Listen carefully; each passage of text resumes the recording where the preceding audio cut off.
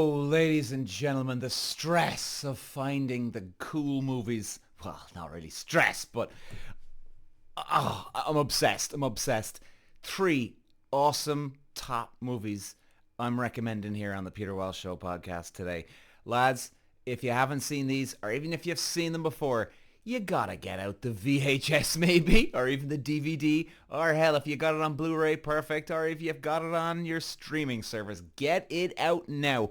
Probably too little old for VHS, aren't we? I know, where's my mind going? But all right, let's go. So, okay, here we go, lads. Three movies. Let's start off with A Beautiful Mind. Russell Crowe starring. What an absolute breathtaking movie. And strap yourselves in because, lads, you know, if you ever wonder what it'd be like to be too smart for your own good, and, you know, to see the world in numbers and codes, you know what I mean? Like it's all one big cosmic chessboard. And then slowly realize the whole game might be an entire lie. That your greatest gift might actually be your greatest curse. That's A Beautiful Mind. It's not just a film. It's an experience and a reality check for quite a few of us. It starts like a typical genius story, brilliant mathematician, Ivy League school, awkward but lovable eccentricity. This isn't a fairy tale about beating the odds. This is a descent into madness, followed by one of the most popular resurrections ever captured on screen. And it's a true story. And you don't walk away from this movie thinking about math. You walk away thinking about what it means to be human. Peter. Wow. Now we've got to just stop everything for a second and let's talk about Russell Crowe before we dive into anything. Oh Lord F. Okay, what a performance. This is the same guy who was Maximus effing Decimus Muralis, as we all know from Gladiator, general of the Roman armies just a year before this. Gladiator was testosterone and rage. A Beautiful Mind is something else entirely. It's vulnerability, it's fragility, it's genius rotting from the inside out. And weirdly enough, Russell Crowe won the Oscar for Gladiator. And Russell Crowe was obviously there to accept his award. And the very next day, he was going off to shoot this movie. I mean, what a confidence boost, right? And Crowe, he doesn't act like John Nash. He becomes him. From stiff body language, the nervous blinking, the scattered speech patterns, to the way his voice changes across the decades, Crowe pulls off the entire life of a man in just over 135 minutes. And at no point do you feel like you're watching an actor. You don't. You're watching a man who is slipping through the cracks of his own mind. And this is why Crowe should have deserved another Oscar for this. Now, he didn't win it for this one. Now, you could argue it was better than Gladiator. It wasn't. But I think he actually did deserve the Oscar for this. I genuinely believe so. He didn't just carry the movie, he dragged it through hell and made us feel every inch of the suffering. Okay, so let's get into the meat of the story, lads. So John Nash walks into the Princeton like he's a soldier reporting to battle. He's not interested in friendships or socializing or even grades. He's there to create an original idea. That's his idea, to create an original idea. One idea that will change the world. This isn't ambition, this is obsession. And again, like I said, this is a true story. This man went in with this approach. And it's what makes him brilliant, but what also isolates him. And many of you, I'm sure, can probably even relate to this. He can't connect with people, but he can connect to the universe. And that's where you start to feel it, this sense that his brain is tuned into a different frequency, one that isn't always, well, real. Then we meet Charles, the roommate, charismatic, warm, too perfect, and suddenly Nash starts to balance. He loosens up, starts seeing the world in colour again. He even meets Alicia. Brilliant performance by Jennifer Grey, the woman who would become his wife. She won the Oscar for this. But the genius of the movie is how it blindsides you. Because, well, there's something about these characters that he meets that you didn't see coming, neither did John Nash. You know what? We're going to talk about it because, look, hey, let's be honest. I'm not really giving anything away. This movie's over 20 years old, and if somebody doesn't know about this movie, well, like we gotta talk about this, and it still doesn't ruin the movie, lads. All right, so please bear with me. If this was a year-old movie, or a 1-week-old movie, or 1-month-old movie, I would not be giving the ending away. But we have to talk about this.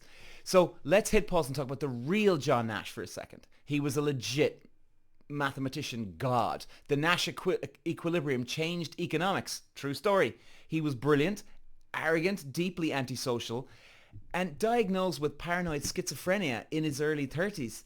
Now here's the thing. The movie takes some liberties, sure, but the spirit of the story, the horror of seeing things that aren't real, believing them, acting on them, that's accurate and terrifying. Imagine this. Your best friend, your job, your boss, your mission in life, they're all figments of your imagination. You can see them, you can hear them, you feel they're real, and then someone tells you they've never existed. Can you imagine what type of trauma that would act on you? That's a psychological apocalypse. Nash, he does unravel. The government missions turn violent. He's seeing threats everywhere. He's cutting open his skin looking for tracking devices. Yeah, and when it all collapses, it collapses hard, man. I mean, this psychiatric interventions, the electroshock therapy, the medications that flatten him, the toll it takes on Alicia, his wife. Oh dear Lord. That woman deserved an Oscar herself, the real Alicia, back in the day. What a woman. Jennifer Connelly, she delivers one of the most underrated performances of the decade. She's not just the loyal wife. Yes, she won the Oscar. Yes, people gave her praise. But she didn't really get it in the headlines back in the day. She's the one holding the thread of reality for both of them. And when she says, I need to believe that something extraordinary is possible, it's like the entire movie stops to let your heart break. Honestly, geez, even I'm starting to get going here because I can remember it. I can feel it. This is no longer about math. It's about survival. Hey, Nash, he doesn't get better. He doesn't beat schizophrenia. He learns to live with it. He goes off on the meds, which is real life is way more complicated, but in the film it becomes symbolic. He makes a deal with his mind. He sees the hallucinations. He acknowledges them, but he doesn't engage. He tells them, you're not real and I won't talk to you. It's heartbreaking. That takes superhuman strength, man. Every day waking up and saying not to your own effing brain. That's a different type of courage. A quieter, lonely courage, you could say. This isn't just a comeback. It's a choice over and over again. And in one of the most heartfelt moments in movie history, then years pass, he teaches, he contributes, he becomes a mentor, not some magic genius locked in a tower, a humble older man, living, existing, surviving. When he's nominated for the Nobel Prize, oh, you feel a lump in your throat, man. Because it's not about recognition, it's about redemption. And if you've seen this movie, I think you'll probably agree with what I'm saying. And that final speech, oh dear Lord. And then he looks at his wife and right in the chest. Okay, I'm pulling myself together. A Beautiful Mind, lads. It isn't a movie about a genius. It's a movie about a man who loses himself and claws his way back. Can we all relate to that to some degree, you know? It's all about loving someone even when they're broken. It's about choosing reality even when it's terrifying. And it's about the most important equation of life. Has nothing to do with numbers. Russell Crowe just doesn't show us Nash's brilliance. He shows us his fear. He shows us his shame, his longing to be normal. And that's what makes this performance one for the ages, man. It's not loud. It's not flashy. It's just goddamn human. So let's wrap this up, lads, and get on to movie 2 and 3. But here's what I'm going to leave you with. If you've ever struggled with your own mind, if you've ever felt like reality didn't quite fit, if you've ever clung to something irrational because it gave your life meaning, this movie's gotta be for you. It is for you. A Beautiful Mind says you can still be loved, you can still matter, even when your brain is working against you. And that, my friend, it's the most beautiful kind there is. Ladies and gentlemen, I give you a beautiful mind. That's next up today on the Peter Wells Show. Have you ever watched a movie that doesn't just end, it kind of haunts you? And you know, No Country for Old Men, it ain't just a thriller. It's a slow, methodical descent into chaos. It's meditation on evil, man. It's whisper in your ear that says some things can't be explained. Some things are just the way they are. And that's the creepy thing about No Country for All Men. This is a movie that is brilliant for both men and women. It's slow paced like The Godfather, if you know what I mean. Okay? Very slow paced, but that's the beauty, that's the essence of this creepy, entertaining, unbelievably entertaining movie. It's unreal, lads. And by the time the credits roll, you're not clapping. You're just sort of sitting there staring, asking yourself, what was that? And you feel a little kind of older. And that's what this film does, man. It ages you in the best, most brutal way possible. Let's get into it. Okay, lads. Now, this isn't just your average cat and mouse movie, right? This is a collision course between, what would I say, chaos versus principle. That would be the best way to explain that.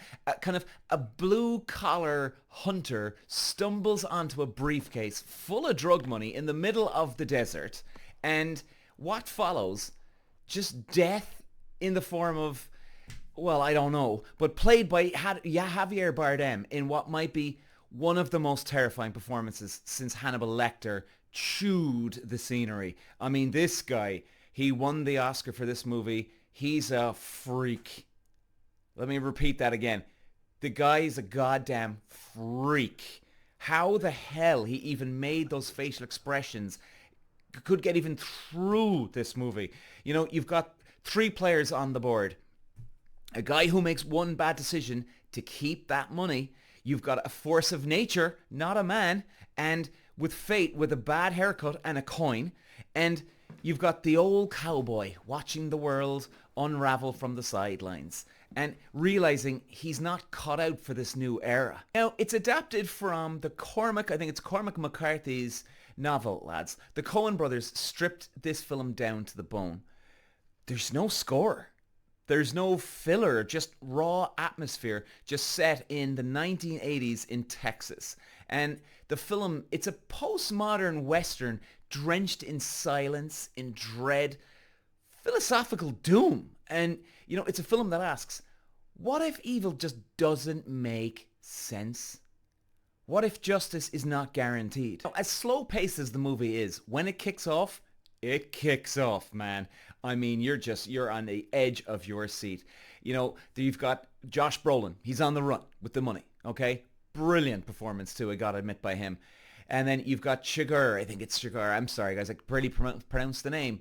He's tracking him with a transponder, slaughtering people with a cattle bolt. Like, who thought of a cattle bolt, right? Like he's exterminating pests. I mean, it literally is like that. Then you've got, meanwhile, Tommy Lee Jones as the sheriff he's always just a day late and a dollar short. He really is. And the tension, it's quite unbearable. You know, like I said, you're gripping the seat. You're watching this slow burn turn into a goddamn inferno. Now, here's the twist. So we won't be giving anything away. This isn't a movie where the climax gives you satisfaction, lads. There's no final showdown. There's no neat closure. Maybe that's the word. Moss, gone, off screen. Sugar, wounded, sure, but alive. Always alive. Evil just doesn't die, right? It just limps away into the night. And then the sheriff, he retires. He's kind of broken. He's beaten. You know, he's dreaming about a past he can't get back. And you know, I mean, that's what I love about. Like, let's look at Javier Bardem. He's going around slaughtering people like they're cattle. He has one of the most terrifying, weird, disturbing haircuts you'd ever see on screen. His voice is magnetism. It is creepy, dark, luring. you think the guy needs to be put into a straitjacket, which, well, he is. He needs to be put into a straitjacket instantly, you know? And you can tell by his just pure physical presence, the guy is just not all there. And he's quite a cool, calculated killer. You know? He doesn't freak out. He doesn't panic. He's on the ball. And then you got Josh Brolin, real kind of slick Texan Westerner, you know, and the voice alone, he kind of give you kind of creepy, even though Josh Brolin is kind of technically the good guy, even though he's not really. He's an a-hole. But, you know, and he gets caught up in greed, and he's an ex-Vietnam vet, and, you know, he knows a thing or two. So that does really do kind of make it, as in he's bringing the fight to Javier Bardem, which is great. It's awesome. You know, and then Tommy Lee Jones, you can feel that guy aged 10 years doing this movie or something. That's the genius, lads. The Coens, they don't just give you what you want. They give you what's true. Sometimes the bad guy walks away. Sometimes you just don't win. Sometimes good men get left behind. And sometimes the world moves on. Colder, maybe a little darker and stranger than you thought ever possible. No Country for Old Men. It's entertainment, but not entertainment. It's a mirror. And what you see depends on what kind of person you are when you walk in. I couldn't recommend it enough, guys. You know, and it's one of those slow burning movies, like I said, but it's not slow burning. And it keeps you on the edge of your seat. And I have heard people report right now, oh man, I couldn't watch that movie, right? You know, it was just really slow, and I was like, what the hell's going on here? But if you give it 20 minutes, just give it 20 minutes, let it kickstart into life, and you will not be sorry. Gotta say, it won Oscar for Best Picture. Javier Bardem won for Best Supporting Actor. I think he's probably in the top 3 Oscar-winning supporting roles ever for this. I couldn't recommend this movie enough. I've seen it about 50 times. Maybe you will. No Country for Old Men, ladies and gentlemen. It's a classic. There are movies, and then there are cinematic resurrections. Ladies and gentlemen, when Top Gun 2, Top Gun Maverick, hit the theaters, it didn't just bring back an old franchise. It revived a lost art form.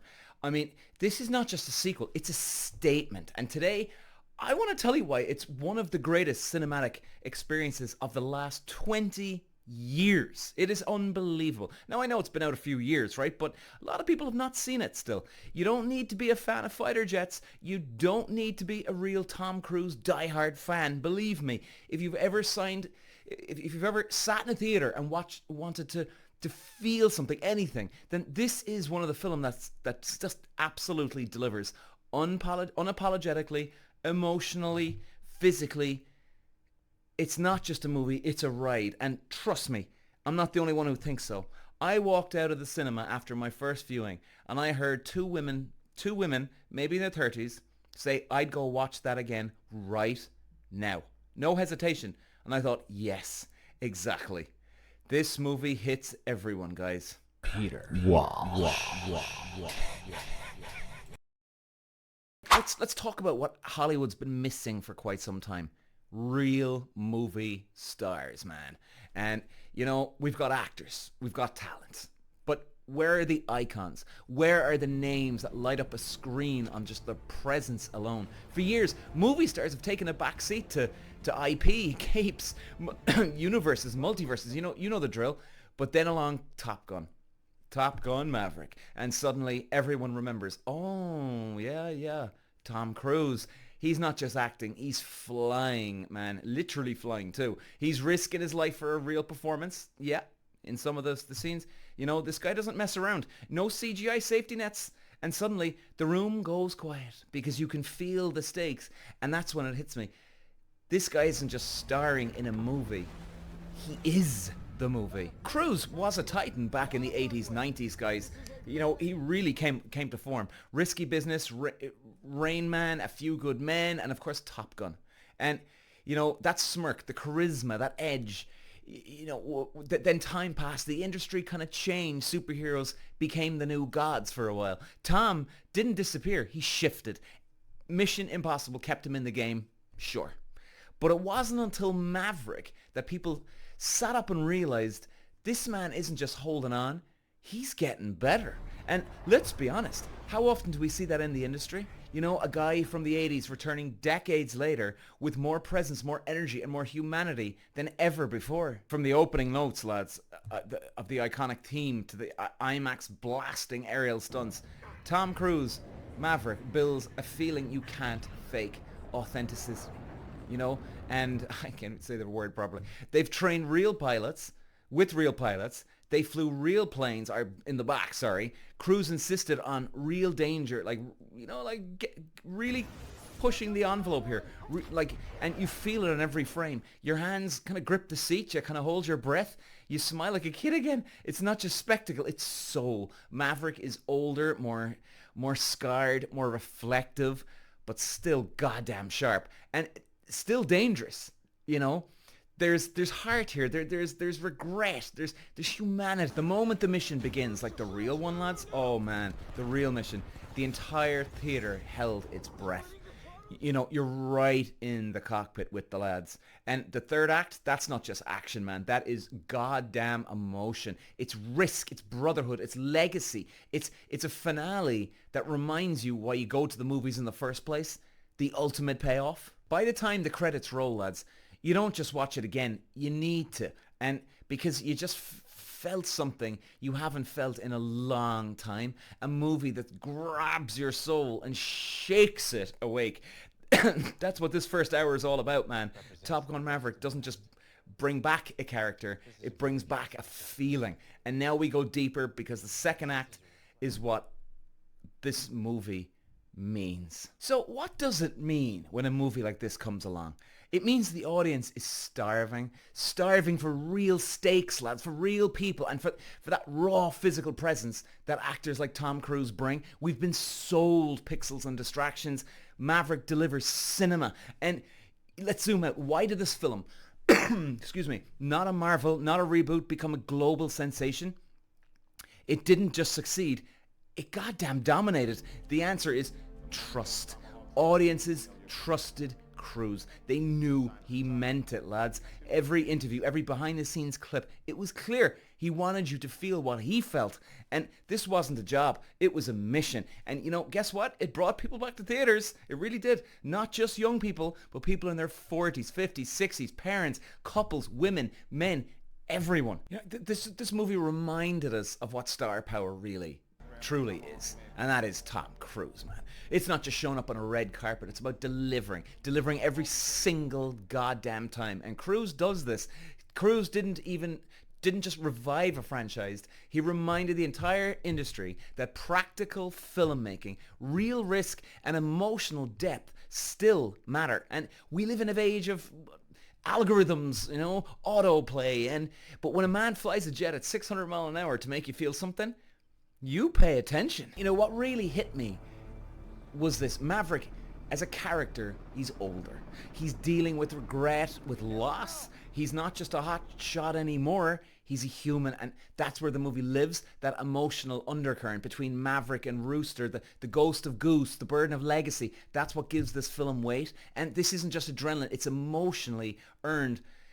That's rare, and that's what makes it art. And when that mission hits its peak and Maverick makes his final, try not to give anything away, you feel like cheering, you feel like maybe crying, you feel like living. That's what movies used to do, and this movie does it better than almost anything in the last decade. Oh, let's wrap this up, lads. This is the truth.